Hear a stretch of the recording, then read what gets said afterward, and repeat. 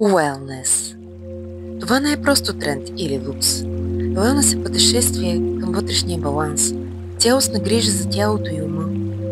Това е онзи момент, в който тялото ти шепне «Благодаря ти за вниманието».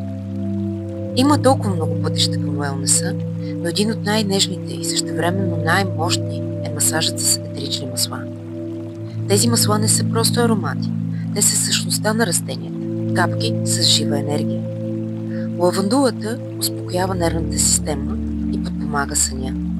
Тамяна пречиства ума, задълбочава дишането и връща усещането за вътрешен център. Розата, разбира се, отваря сърцето, изцелява емоциите и носи дълбока мекота и женственост.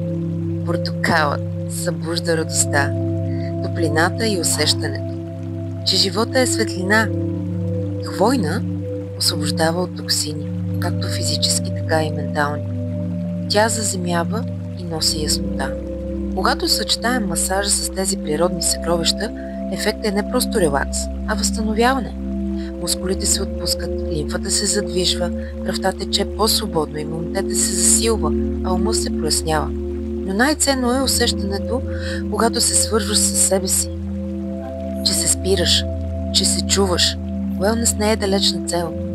Тя е тук, в този момент, в ръцете ти, в аромата, в тишината след дълбокия дъх. Погрижи се за себе си, нежно, истински, с внимание, защото нашето тяло е нашия храм и заслужава свещена грижа.